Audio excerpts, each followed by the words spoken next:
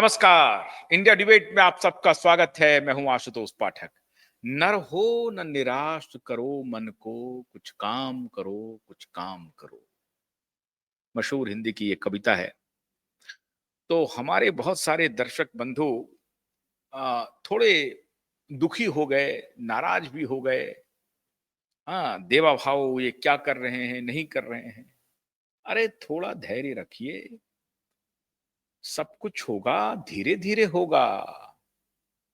48 घंटे में ठाकरे की चाल उल्टी पड़ गई।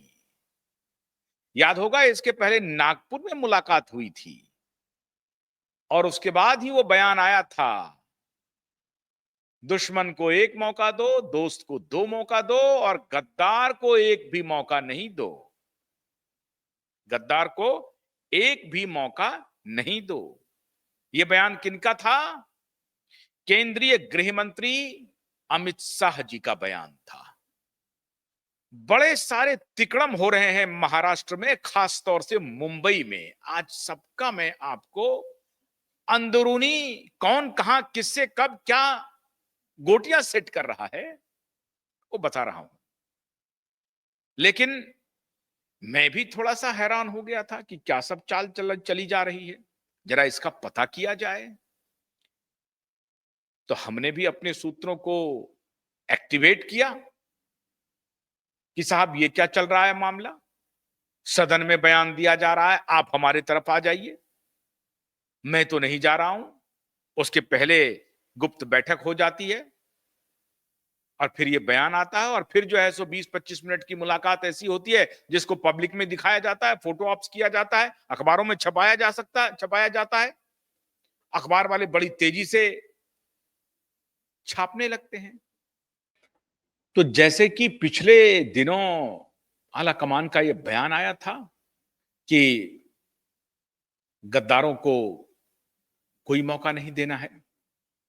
अभी ये बड़ी तेजी से ये बात पावर गैलरी में फैली और जैसा कि मैंने आपको बताया कि एक पूरा ग्रुप है और उसमें खास तौर से पत्रकार बिरादरी का एक बहुत बड़ा ग्रुप है, जिसकी मंशा है कि उद्धव ठाकरे और बीजेपी एक साथ आ जाए, क्योंकि वो बीजेपी से दुश्मनी मोल नहीं ले सकते और उद्धव के साथ अपनी दोस्ती तोड़ नहीं सकते। अब ये मुश्किल है, एक ना एक को छोड़ना पड़ेगा, नहीं तो दोनों तरफ का कैसे काम चलेगा। तो उनकी ये कोशिश है कि किसी भी तरीके से येन केन प्रकारेण उद्धव ठाकरे को भारतीय जनता पार्टी के खेमे में डाला जाए और उद्धव ठाकरे को भारतीय जनता पार्टी का भी एक छोटा तबका लेने के लिए तो तैयार है, लेकिन एक बड़े तबके ने साफ साफ मना कर दिया है। वैसे राजनीति में कुछ भी संभव है, मना ना मना की कोई इन लोगों पर कोई भरोसा नहीं हो सकता है, लेकिन फिर भी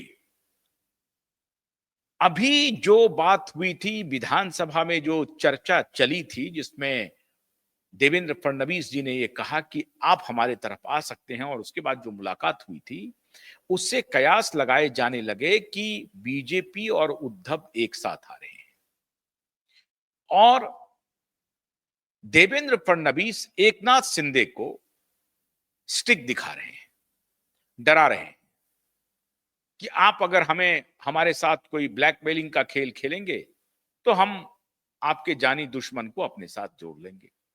अब ये सह और मात का खेल चलते रहता है, लेकिन इसमें किरकिरी हो रही है देवा भाऊ की। सवाल यह है कि आला कमान इससे असहज क्यों हो गया? आला कमान पूरी तरह से असहज है। आला कमान अभी एकनाथ शिंदे के साथ खड़े हैं। एकनाथ शिंदे मराठा कम्युनिटी से आते हैं। अभी भारतीय जनता पार्टी ने अपना प्रदेश अध्यक्ष एक मराठा कम्युनिटी के लीडर को बनाया है और उनकी कोशिश यह है कि बीजेपी के पास चूंकि अपना कोई मराठा लीडर नहीं है उस तरह से, तो एक बड़े मराठा लीडर को नर्चर किया जाए, उसे परिपक्व बनाया जाए और जो शरद पवार को टक्कर दे और जो दूसरे मराठा लीडर पनप रहे हैं उनको टक्कर दे। भारतीय जनता पार्टी को लगता है कि आने वाले दिनों में एकनाथ शिंदे हमारे लिए बड़ी चुनौती बनने वाले हैं। एकनाथ शिंदे आपके लिए चुनौती नहीं बनेंगे। आपके लिए चुनौती अगर बनेंगे तो ये दोनों बाप बेटा बनेंगे, जिसको आपने तोड़ करके नहीं, ये हम लोगों की वजह से आप बार्गेन कर रहे हैं। ये शुद्ध और शुद्ध क्यूबाइड नेटवर्क और supreme court high court litigant association के अभियान के बाद आप थोड़ा बहुत उनसे मिल रहे हैं, जुल रहे हैं, जो भी कर रहे हैं वो कर रहे हैं, और उसकी वजह से आप उनको स्टिक भी दिखा रहे हैं। ये बात आला कमान को अच्छी नहीं लगी। आला कमान के तरफ से एक निर्देश आ गया है, और वो निर्देश है कि ये गुलदस्ताबाजी बंद कर दीजिए। ये जो मेल मिलाप का खेल चल रहा है इसको बंद कर दीजिए। ठीक है, मेल मिलाप हो गई, ठीक है, हो गई, लेकिन आप कोई अपने तरफ से ऐसा कोई फिलर मत दीजिए कि भारतीय जनता पार्टी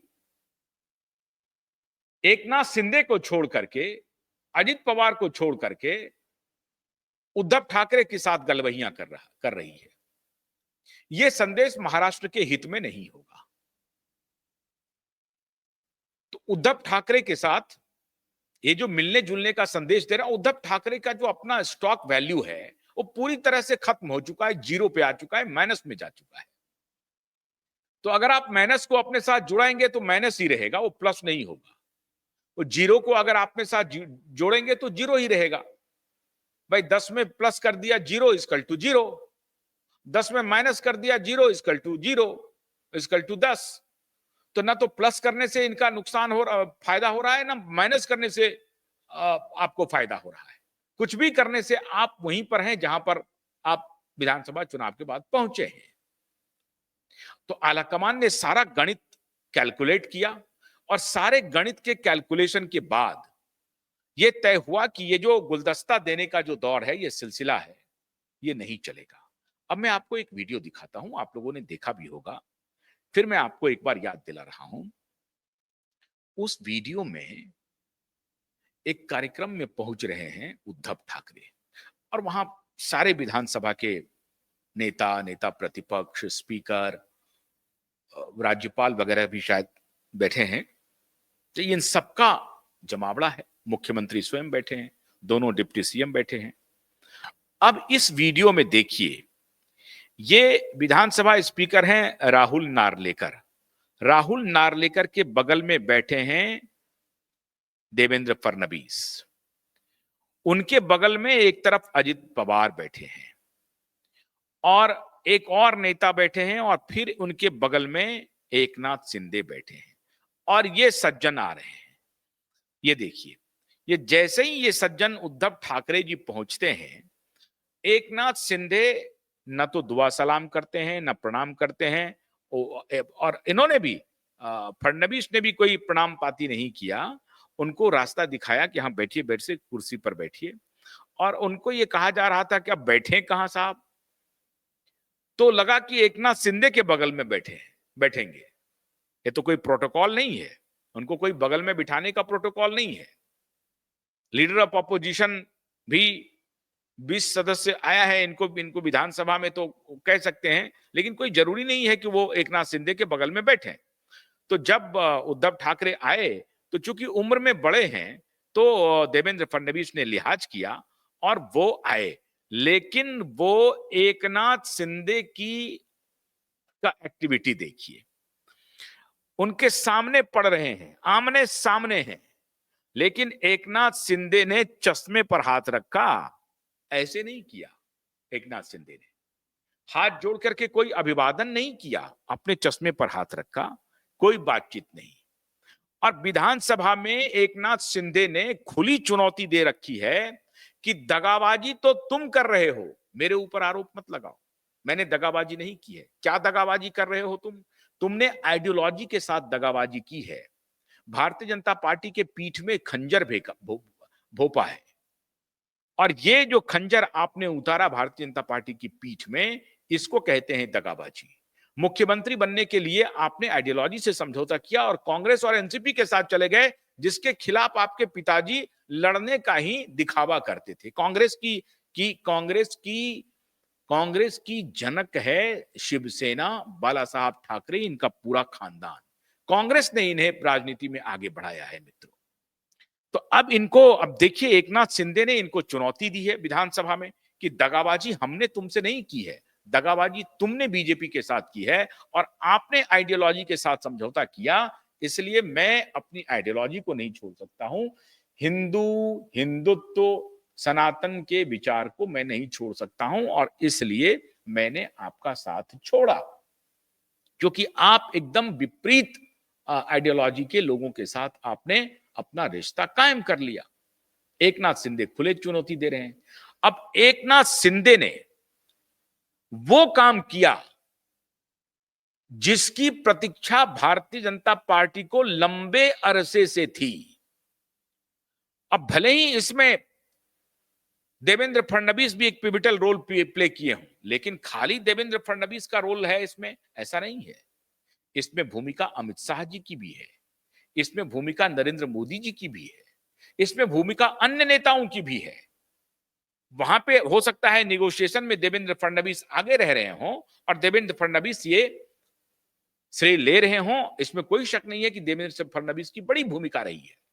लेकिन एकनाथ शिंदे अगर ठाकरे को धक्का मार करके पूरी पार्टी ले करके आ गई बीजेपी के पाले में, तो इसके लिए आपको एकनाथ शिंदे को ही सेहरा बांधना पड़ेगा।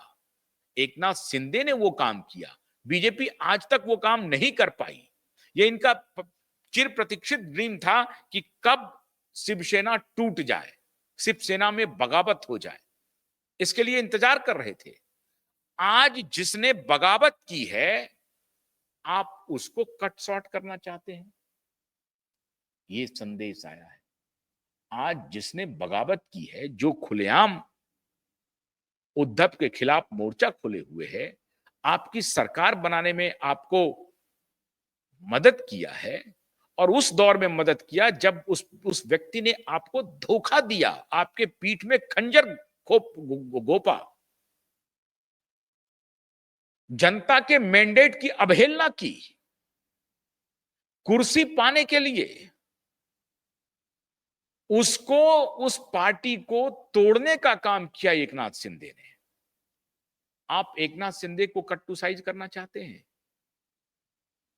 क्यों? उन्हें करने की आवश्यकता क्या है? एकनाथ शिंदे का स्ट्राइक रेट लोकसभा में भी शानदार और विधानसभा में भी शानदार। अगर इस बाप बेटे पर इनकी पार्टी के लोग भरोसा करते और जनता भरोसा करती, तो लोकसभा में और विधानसभा में जनता का भरोसा उद्धव ठाकरे और आदित्य ठाकरे पर होता। जनता ने रिजेक्ट किया और जिसके ऊपर धोखेबाजी का आरोप कोई लगा रहा है एकनाथ शिंदे के ऊपर, उसको जनता ने सर आंखों पर बिठाया।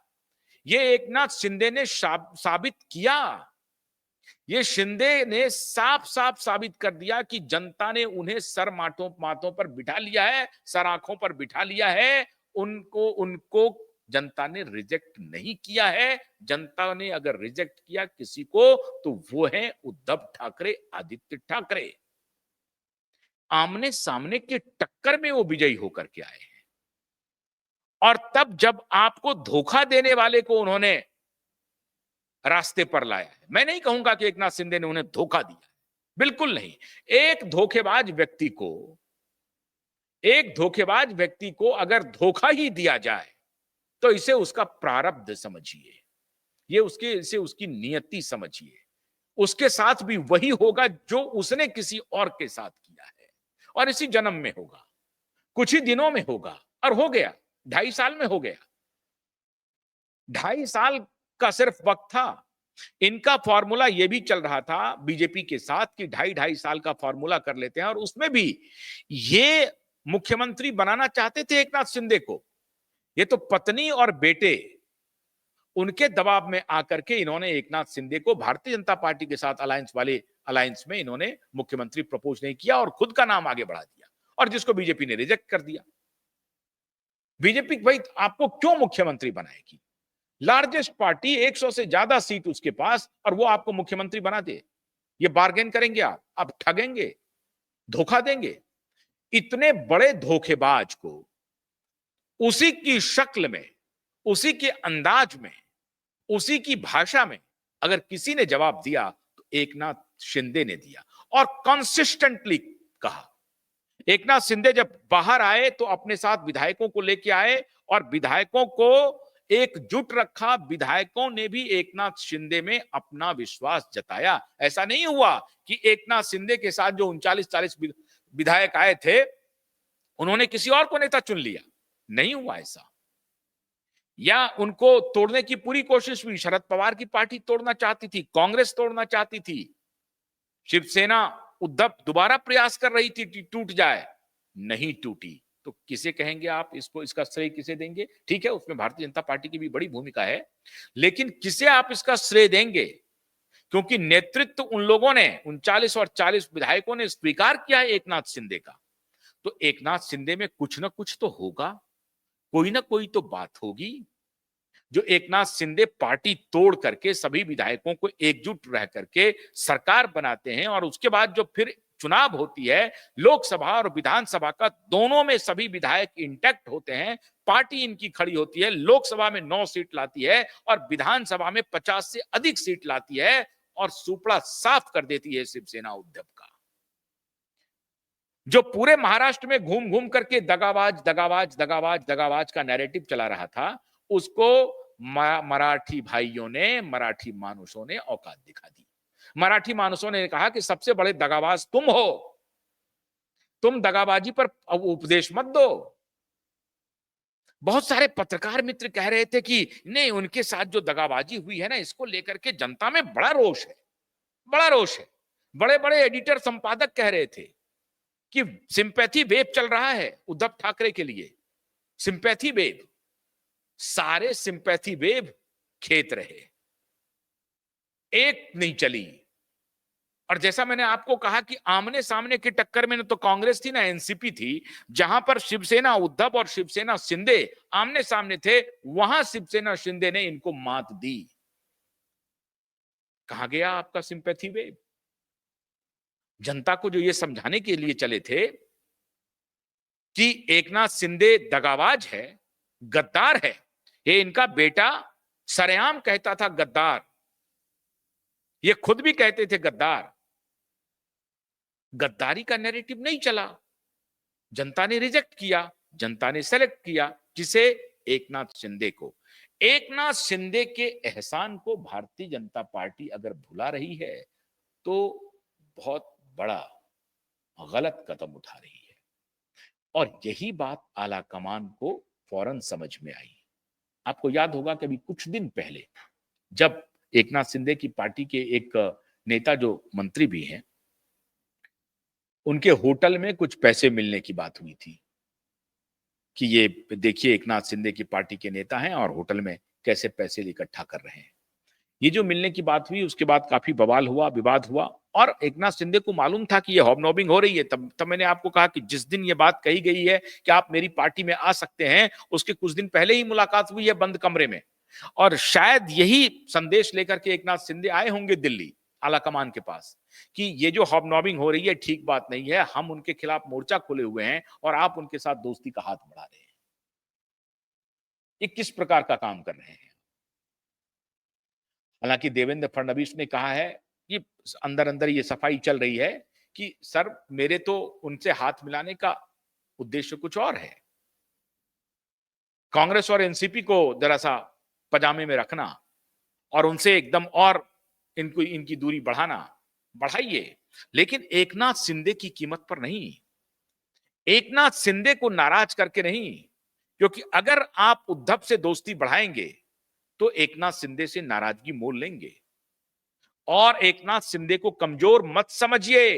एकनाथ शिंदे ने साबित किया है अपने बल पर, 50 से अधिक सीटें वो ला चुके हैं, लोकसभा में भी 9 सीट लाए हैं वो। एक नई पार्टी का गठन करके चुनाव आयोग से भी सिंबल जीता है।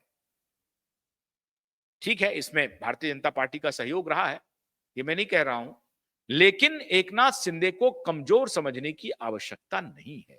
एकनाथ शिंदे को डराने के लिए आप इनको मत बिठाइए। अब मित्रों, उन दलाल मंडली की मैं बात आपको बता रहा हूं, उसमें पुलिस ऑफिसर, पत्रकार और कुछ बिजनेस घराना है। कुछ बिजनेस घराना, पत्रकार और पुलिस वाले, इनका जो कंसोर्टियम है, ये चाहते हैं कि किसी प्रकार से, अरे फिल्म स्टार, माफ कीजिएगा, बड़ी गलती हो गई हमसे, फिल्म स्टार, कुछ फिल्म स्टार हैं जो कि वो बिजनेसमैन भी हैं, जो चाहते हैं कि बीजेपी और उद्धव एक साथ आ जाए तो उनका बेटा बच जाए, और ये जो ड्रग का कारोबार चल रहा है, उनका जो गंदा खेल चल रहा है मुंबई में, वो बच जाए। इसके लिए कुछ एक्टर, और उसमें भाईजान की भूमिका बहुत बड़ी मानी जा रही है। भाईजान आ रहे हैं, भाईजान कोशिश कर रहे हैं, देवेंद्र फडणवीस को किसी तरीके से मनाओ, उसे अपने पाले में लाओ, वरना सारा दुकान बंद हो जाएगा। क्योंकि दुकान बंद करने के लिए उधर आला कमान का लठ चल रहा है। देवेंद्र फडणवीस को किसी तरीके से पटाओ, इसे मनाओ, और दोनों में एका करवा दो, देखा जाएगा, जो होगा सो होगा। हमें कांग्रेस के साथ नहीं रहना है, पहले अपना अंपायर बचाना है, ड्रग का धंधा बचाना है, काली कमाई का जितना धंधा चल रहा है ना, उस धंधे को बचाना है। और इसके लिए जरूरी है कि ठाकरे को फडणवीस के करीब पहुंचाओ, ठाकरे को दोस्त बनाओ फडणवीस का। तो ये पत्रकार, बिजनेसमैन, फिल्म स्टार, ये तिकड़ी चौकड़ी मिल करके इन दोनों के बीच में ये माहौल बनाने की कोशिश कर रहा है। इसीलिए बड़े बड़े मीडिया संस्थानों में खबर छप जाती है कि Uddhav and Devendra, Uddhav and BJP coming together. कोई टुगेदर आने की जरूरत नहीं है। 48 घंटे में इनका सारा पासा पलट गया और सख्त निर्देश चला गया, एकनाथ शिंदे को हम नाराज नहीं करेंगे। वो हमारे डिपेंडेबल अलाय हैं, और एकनाथ शिंदे के साथ हमारा रिश्ता बना है, लंबे समय के लिए बना है। उन्होंने हमें वैसी विपरीत परिस्थिति में साथ दिया है जिस परिस्थिति में हम चाहते थे कि वो हमारा साथ दे। और अब जबकि हमने उनको मुख्यमंत्री का पद भी नहीं दिया, वो हमारे साथ बने हुए हैं, वो टूट के नहीं गए हैं, वो हमारे साथ बने हुए हैं। वो एनसीपी में नहीं जा रहे हैं, वो कांग्रेस में भी नहीं जा रहे हैं, अपनी विचारधारा पर अडिग हैं। आप उसे डराइए मत, आप उसे डराइए मत। ये साफ साफ संकेत चला गया है, संदेश चला गया। पूरी चाल ही उल्टी पड़ गई ठाकरे की 48 घंटे में। और वो जो फिल्म स्टार और बिजनेसमैन, पत्रकार, पुलिस, ये जो चौकड़ी थी जो इसमें मीडिएशन का काम कर रही है, वो मीडिएशन करने वाले हो गए गुम। कोई एकीकरण नहीं हो रहा है उद्धव और भाजपा में, ध्यान रखिए, कोई एकीकरण नहीं हो रहा है। और अगर होगा तो भी हमें और आपको डरने की जरूरत नहीं है। हम और आप सक्षम हैं इन सब से लड़ने के लिए, इन सब से एक साथ लड़ने के लिए हम और आप सक्षम हैं। अदालत पर भरोसा रखना है। लेकिन जो लोग निराश हो रहे थे कि ये दोनों एक हो रहे हैं, उनके लिए मैं आपको सीधा सीधा कह रहा हूं, आला कमान का सख्त निर्देश है, कोई एका नहीं होगी। बातचीत हो गई, गुडी गुडी बात हो गई, जाने दो, एका नहीं होगी, नहीं हो सकती है। और अगर ऐसी बात हुई तो ये मत समझिएगा, एक वर्ग तो कहेगा कि नहीं नहीं, वो हम लोग सब आ गए, आइडियोलॉजी आइडियोलॉजी, लेकिन फिर भी वो मास्टर स्ट्रोक तो बाकी है, उसमें बचने की कोई गुंजाइश नहीं है। पत्रकार, police, businessman, super film star, इनकी सारी बाजी पलट गई 48 घंटे में। इन्होंने गोटी तो सेट किया था, लेकिन गोटी चल नहीं पाई। तो 16 जुलाई के पहले थोड़ी बहुत सफलता इन्हें मिली है कि डेट थोड़ा बढ़ गया है। सोमवार को इंटरवेंशन जा रहा है और सोमवार को वक्त मांगा जाएगा, और आप मान के चलिए कि नेक्स्ट वीक में ही हमें तारीख मिल जाएगी, या नेक्स्ट टू नेक्स्ट वीक में हमें तारीख मिल जाएगी, और फिर सरकार फंसने वाली है। तो ये सब इनका करतूत है, चलने दीजिए, गुलदस्ता लें दें, फोटो खिंचवाएं। अब इनको इनके डांटने का काम आलाकमान करते रहेंगे। वो फटकार लग चुकी है कि ये सब धंधा बंद कीजिए, हो गया मुलाकात का दौर, अब सीधा काम पर आइए, अपना काम कीजिए। बहुत बहुत शुक्रिया। नमस्कार।